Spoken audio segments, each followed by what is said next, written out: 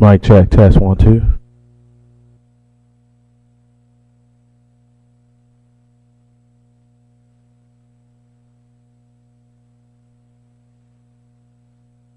Testing, mic check.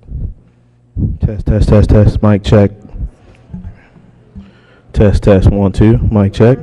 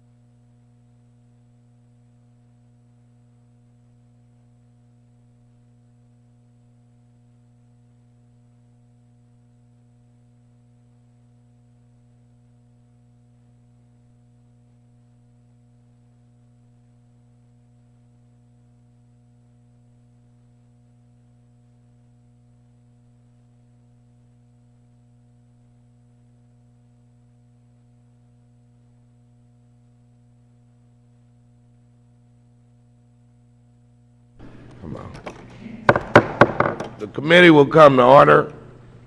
Good afternoon and welcome to today's hearing entitled Public Access to Federally Funded Research.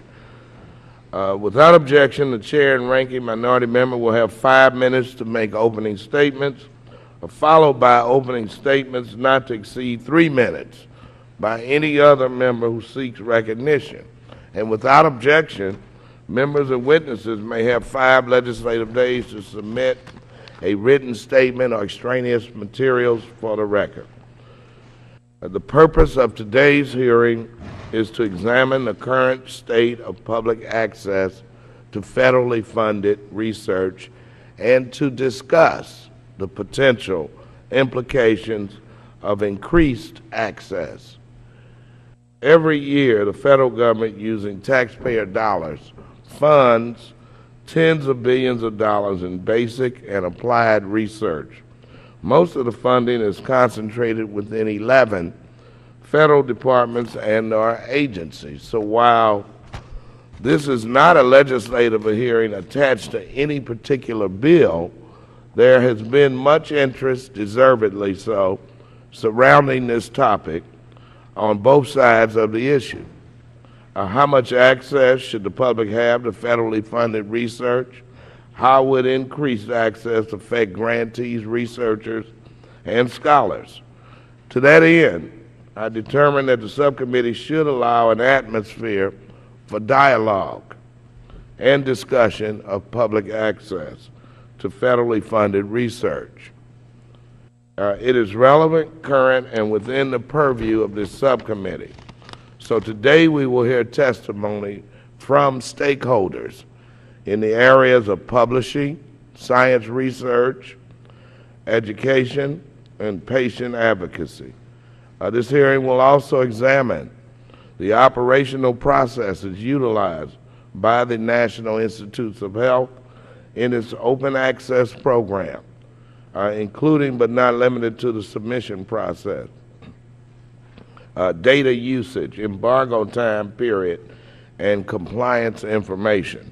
We will examine how the National Institutes of Health has been affected by the congressional mandate to ensure that the public has access to the published results of NIH-funded research no later than 12 months after publication. What have been the results and ramifications, positive and negative, of that policy to the stakeholders? I thank all of our witnesses for appearing today and look forward to their testimonies. I now recognize the distinguished ranking minority member, Mr. Chaffetz of Utah. Mr. Chaffetz. Thank you, and thanks to the various witnesses that are here today. I appreciate your flexibility and understanding with all the votes and other hearings and things that are going on here prior to the recess. I appreciate your patience, and I appreciate holding this hearing. Looking forward to hearing the exchange from our witnesses. The extraordinary expansion of access to digital information over the past decade has caused heated debate to arise over the issue of public access to federally funded research results. The federal government funds billions of dollars in research every year, much of it in the form of grants to researchers. Typically, researchers write one or more manuscripts detailing the findings of the research in hopes of having them published as articles in scientific journals. Journal publishers subject these submitted manuscripts to vigorous peer-reviewed process to ensure that the scientific results and conclusions are valid prior to selection for publication. In exchange for the costs associated with peer review, editing, publication of the manuscript, the researcher typically assigns his or her copyright to the journal publisher. Historically, Congress has directed that federally funded researchers retain expansive intellectual property rights to encourage the advancement and distribution of scientific knowledge as widely as possible. This system has proven highly successful in allowing researchers from universities in the United States and across the world access to new and constantly evolving scientific information from which they can pursue new discoveries and innovations.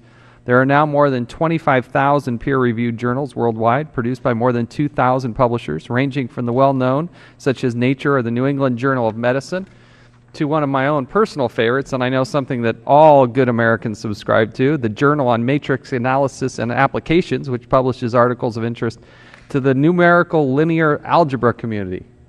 You subscribe, don't you, Mr. Chairman? I'm really looking forward to reading that. Yes, I'll share my copy with you. In the United States, the scholarly publishing enterprise provides direct employment for roughly 30,000 people. I am sympathetic to the arguments that proponents of the increased public and free access to federally funded research make regarding the rights of taxpayers to the results of that research. They paid for it, and they should be able to access the fruits of that research. However, journal publishers invest a significant amount of money and provide a valuable service to the scientific community and the nation in peer-reviewed editing, publication, and dissemination of researched articles. According to the estimates made by the publishing community, the National Institutes of Health funded research results in approximately 85,000 journal-published articles annually. By the time a final peer-reviewed manuscript is completed, the point at which NIH requires submission under their current rules, publishers estimate that they have invested in excess of $1,400 per article, or roughly $126 million annually. Concerned about the federal government mandating free access policies, such as the current one at NIH, that diminish copyright protections for private sector journal articles. Also, particularly with regard to some of the smaller nonprofit professional organizations that publish only one or two journals. I'm concerned about their ability to stay in the publishing game and their willingness to invest in the vigorous peer review process that currently makes our scientific enterprise so vibrant without strong copyright incentives.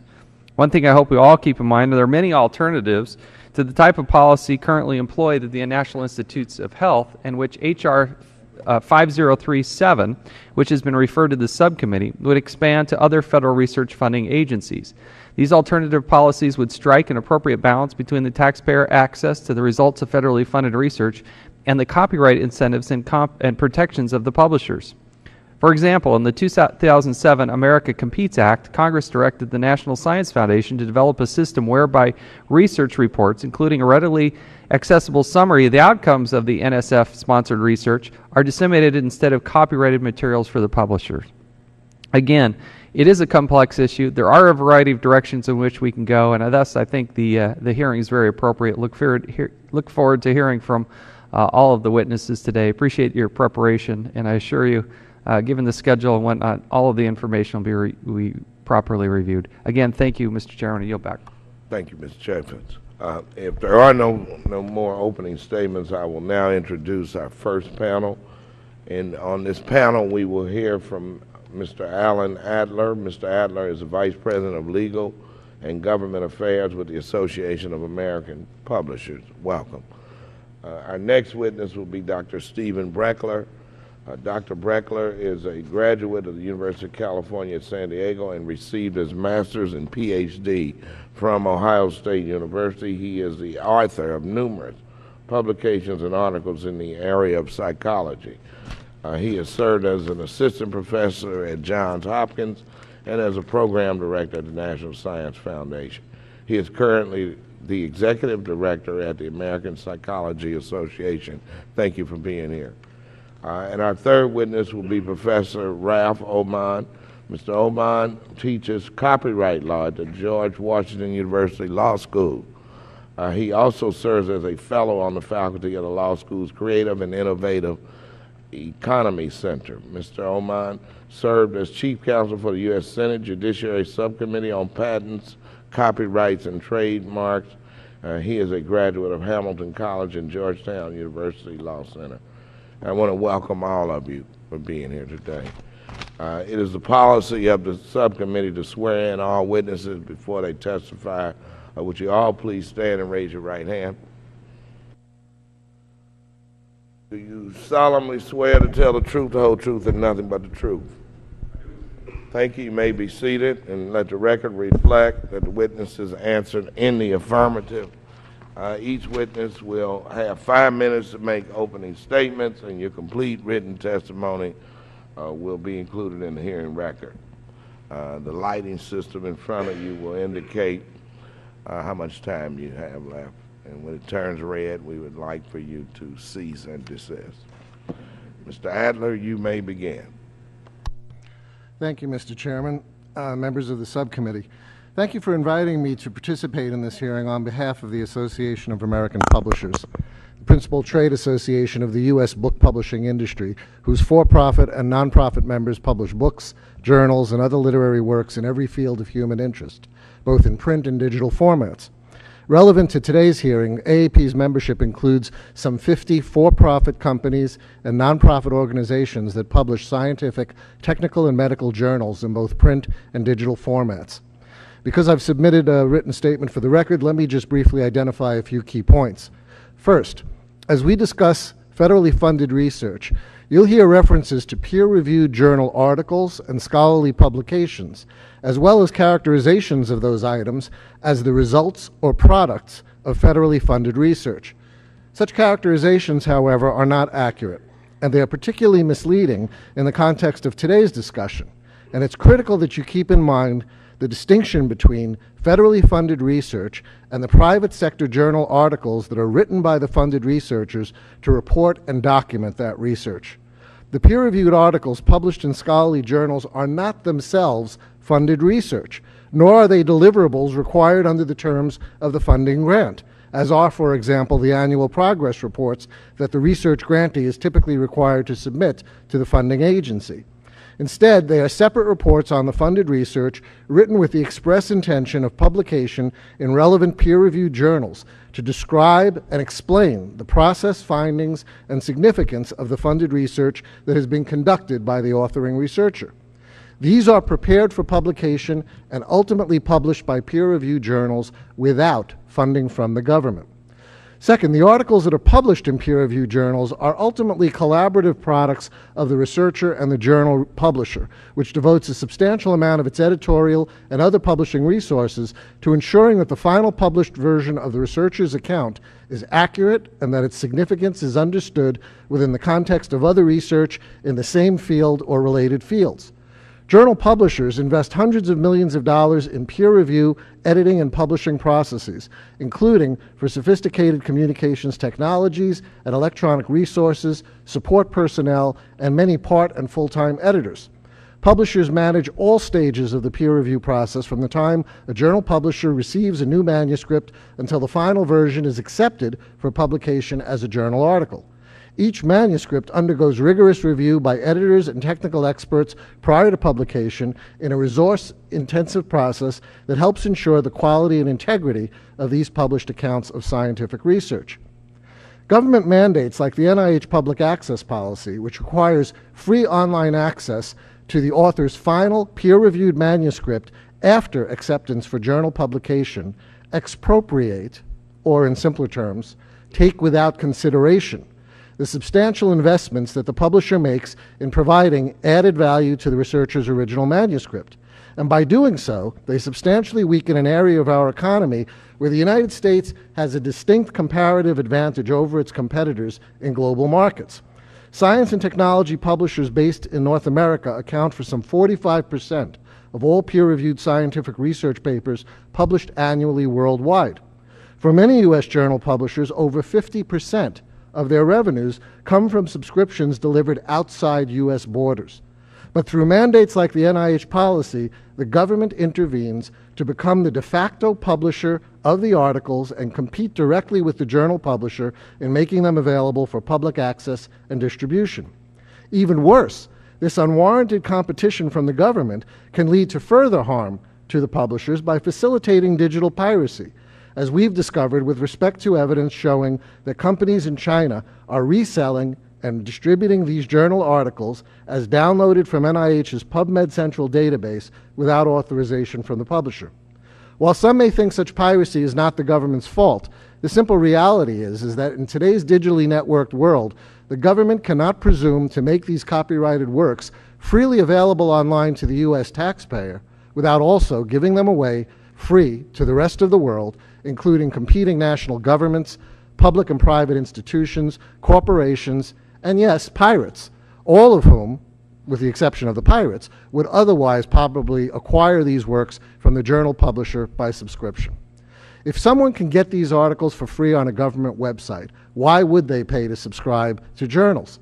Surveys have shown that a significant number of librarians would be likely to cancel their institutional subscriptions to journals if the articles contained in them were accessible online for free, even if the articles were not available for a year and even if not all of the articles in the journal were available online. Thus, mandates like the NIH policy also undermine copyright protection for journal articles and diminish incentives for publishers to continue making substantial investments in managing the peer review process and otherwise improving scientific communications and providing and maintaining non-government filtered public records of federally funded research. Mr. Chairman, there are better approaches to enhancing public access to the results of federally funded research. Thank you so much for your testimony. Dr. Breckler, you're recognized for 5 minutes.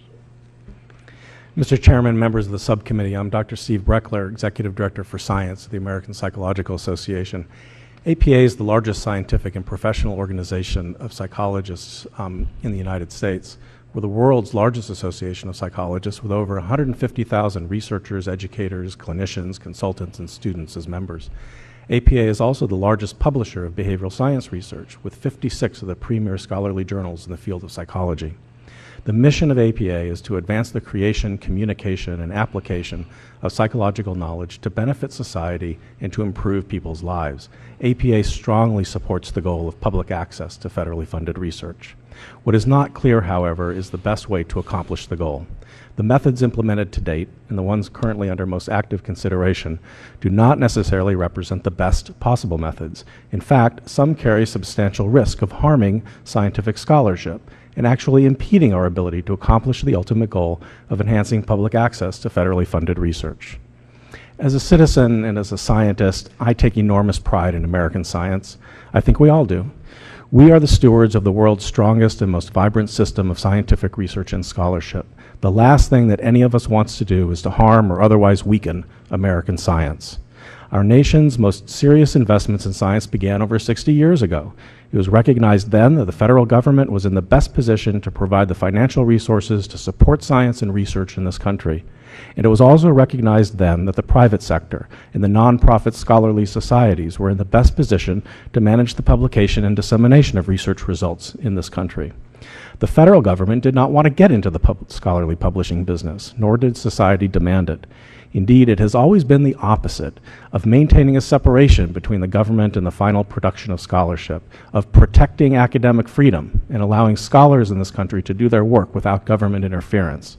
The success of American science can be traced to this formula, to this division of responsibility and management of the scientific enterprise. It has served us extremely well. And now, for a variety of reasons that really have nothing to do with scientific achievement and advancement, some among us want to change the formula. Change can be a good thing, but it should be well reasoned and thoroughly researched before wholesale implementation. A mistake could mean irreparable damage, an outcome that none of us wants. I have provided detail in our written testimony about some of the potential risk of poorly developed public access policies. Scholarly publishers add tremendous value to the communication and dissemination of science, and we invest enormous resources in the process. Yet the current public misunderstanding is that those costs are either inconsequential or that the government already bears those costs. Neither is true. Alternative models for public access exist. NSF, for example, requires its investigators to submit their final project reports and citations to published research documents resulting from their research for posting on the NSF public website. This is consistent with the fact that taxpayers are paying for the research results, not for the publications. APA suggests that the current situation offers the opportunity to conduct a natural experiment, to evaluate the various public access models currently in place. This opportunity was recognized by OSTP when it noted in late 2009 that the NIH model has a variety of features that can be evaluated, and there are other ways to offer the public enhanced access to peer-reviewed scholarly publications. Indeed, it is implementation of a public access policy. NIH assumes that 12 months provides a sufficient embargo period to allow publishers enough time to recoup their investment. Yet, as the data we provided in our written testimony demonstrate, 12 months is clearly too short a time for many publishers, especially those in the social and behavioral sciences, to recover even a fraction of their investments. In APA's experience, less than 16% of the ultimate usage of a journal article occurs within the first 12 months of publication. We can do better. We need to bring all stakeholders to the table to develop a viable system of public access, one that makes federally funded research accessible to the public, but without sacrificing or harming the very scientific infrastructure supported by the federal government and desired by the public. This was the recommendation of the OSTP Scholarly Publishing Roundtable, and it is the basis for a provision of the Competes Bill currently working its way through Congress to establish an interagency working group on public access. APA supports these recommendations, but we emphasize the need to include the perspective of scientific societies that publish social and behavioral science research. When it comes to policies surrounding public access to federally funded research, we must be thoughtful and careful and willing to take the time and make the effort to do it right. Otherwise, we run the real risk of reducing rather than increasing public access to federally funded research and of causing long-term harm to America's science and technology infrastructure. Thank you. Thank you so much, Dr. Breckler, for your testimony. Professor Oman, you may proceed.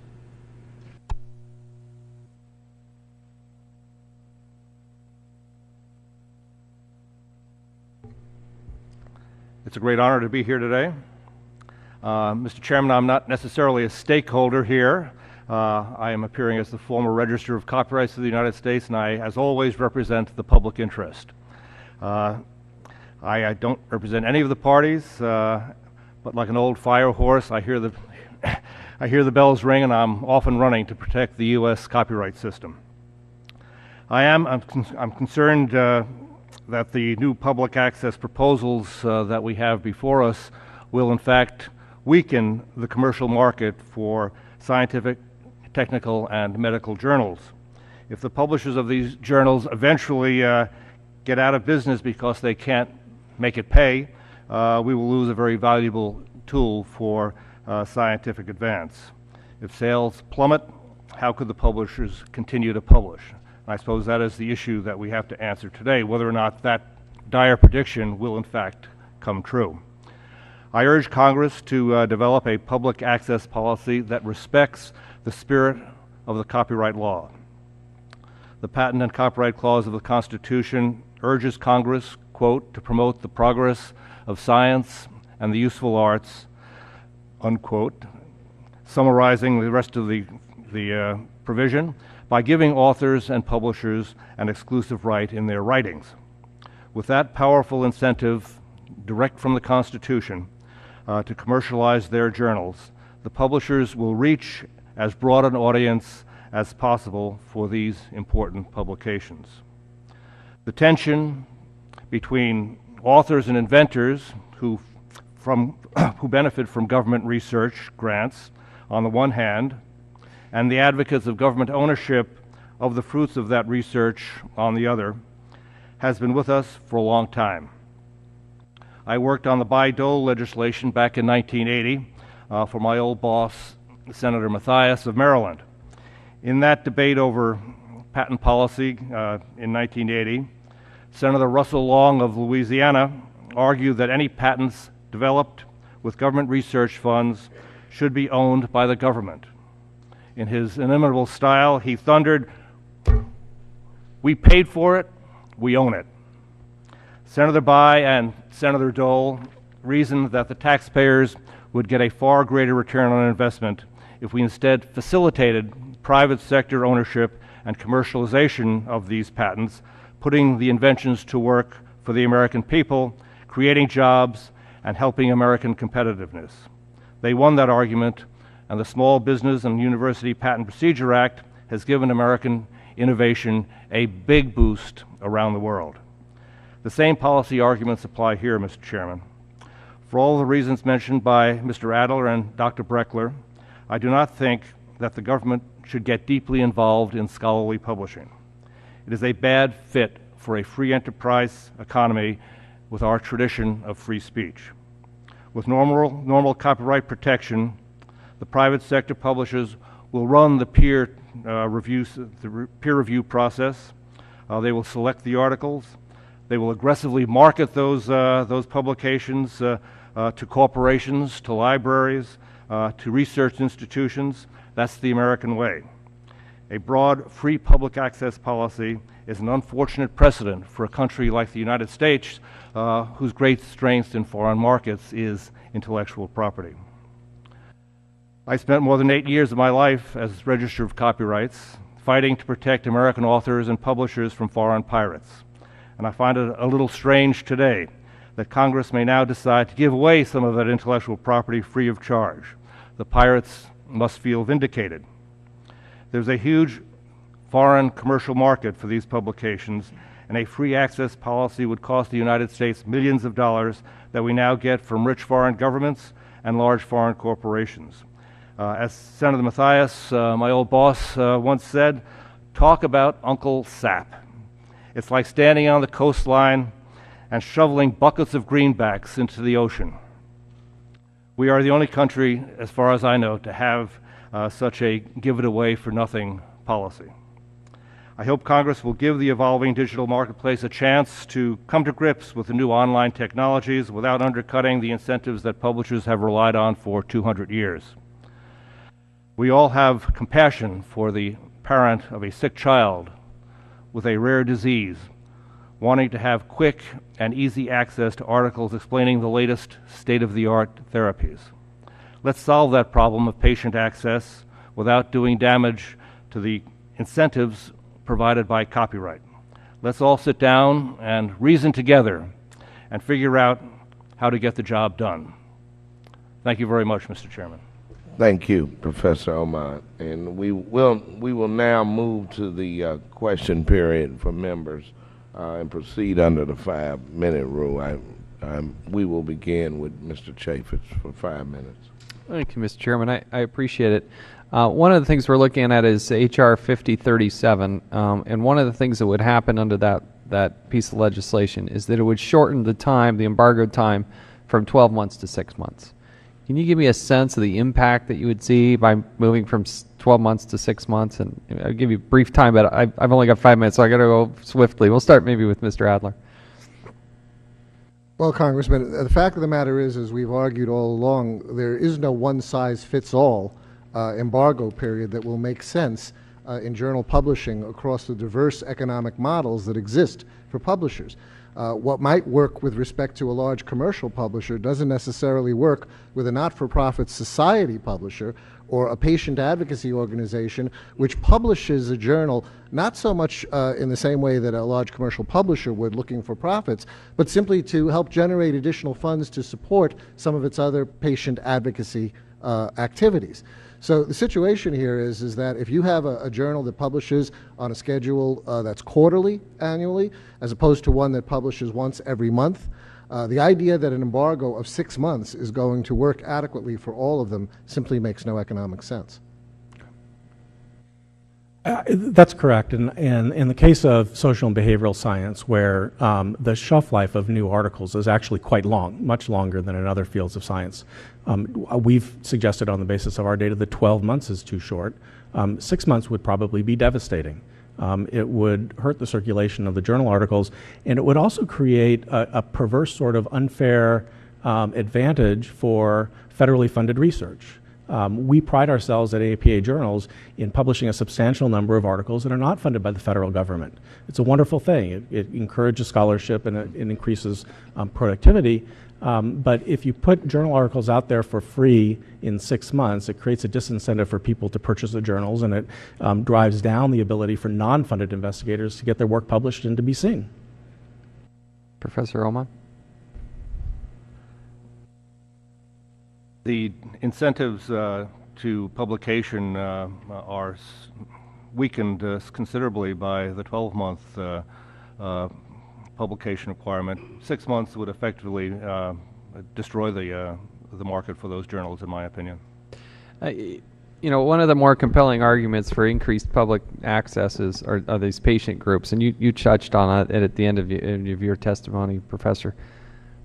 How do you address that? What's the answer to that? How do you go back to these patient groups to say, look, we want to get this information as swiftly as possible. I don't care what your financial model is. We got to save lives here. Maybe Dr. Breckler, we can start with you, and then Mr. Adler. That's absolutely correct, and we have maintained all along that we would like to sit down with all of the stakeholders and work out a viable system for everybody, rather than having the federal government mandate one particular model that happens to be in favor of one particular. And I guess that's the issue. I mean, if there's something we could get everybody to agree on, I'd love to see that. But is there progress towards that? Is there any suggestion of that? Is there anything that's come close to that? Absolutely. The publishers have always been at the leading edge of innovation in these kinds of things, and are working with all kinds of groups to make available the relevant articles, to put them in repositories, to identify the ones ahead of time that are of greatest relevance, to do all kinds of things to increase the accessibility and availability of them.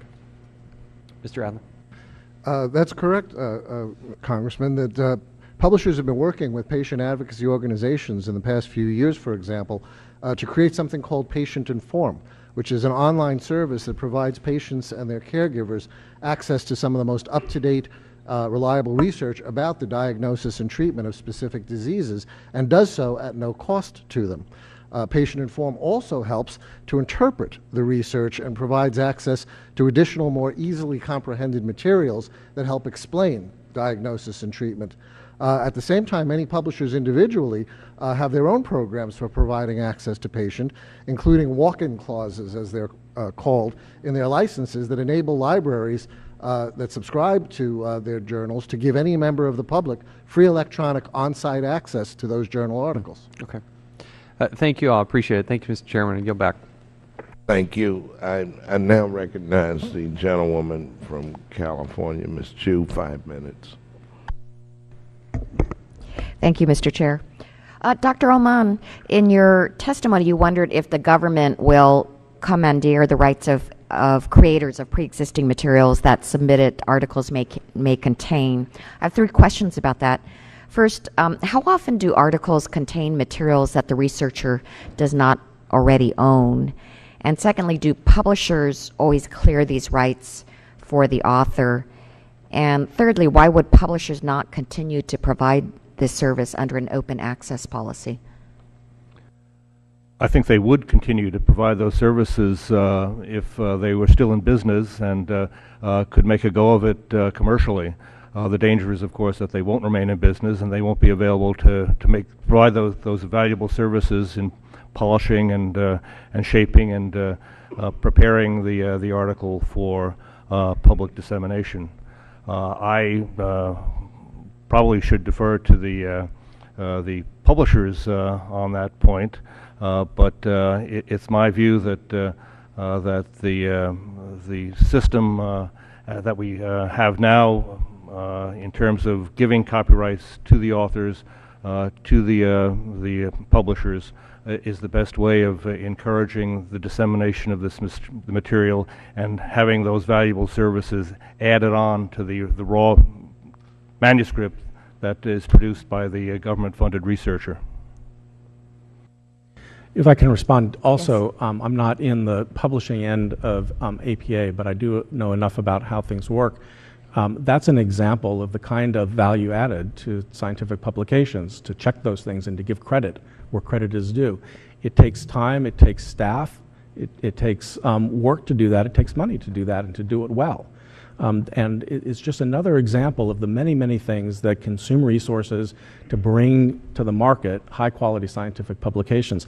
That's the kind of thing APA wouldn't publish articles without checking those kinds of things and taking care of those kinds of things ever. But we have to take into account the economic reality of what it costs to do that. Dr. Breckler, in fact, I wanted to ask about APA. You know, as a psychologist myself and former member of the American Psychological Association, I understand that our field is different from other scientific research disciplines. Can you explain how the NIH public access model uniquely affects psychology compared to other disciplines? I know you've in your testimony, you talk about 15% of lifetime use occurs in the first year. I wonder if that is unique to our discipline or whether it's similar to other ones. Sure. A couple of comments.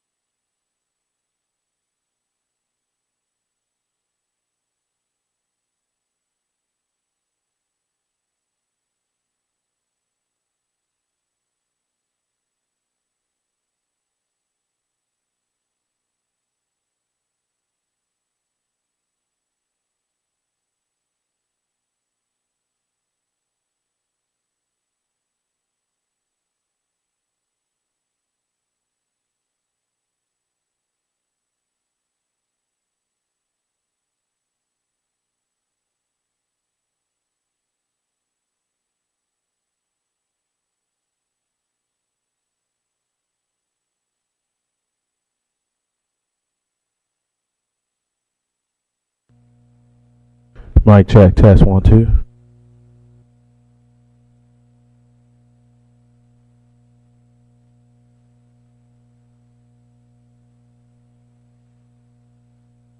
Testing, testing, testing, mic check. Test, test, test, test, mic check. Test, test, 1, 2, mic check.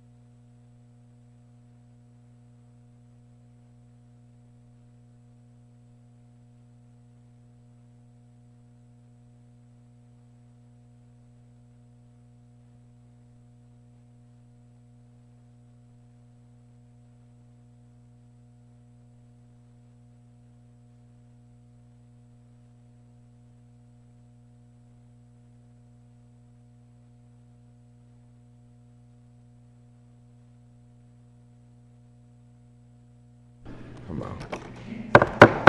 The committee will come to order.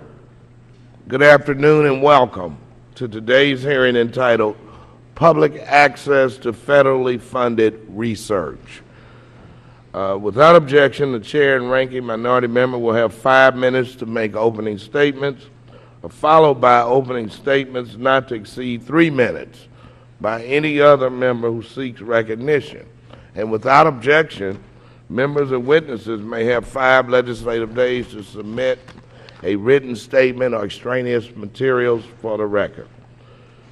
The purpose of today's hearing is to examine the current state of public access to federally funded research and to discuss the potential implications of increased access. Every year, the federal government, using taxpayer dollars, funds tens of billions of dollars in basic and applied research. Most of the funding is concentrated within 11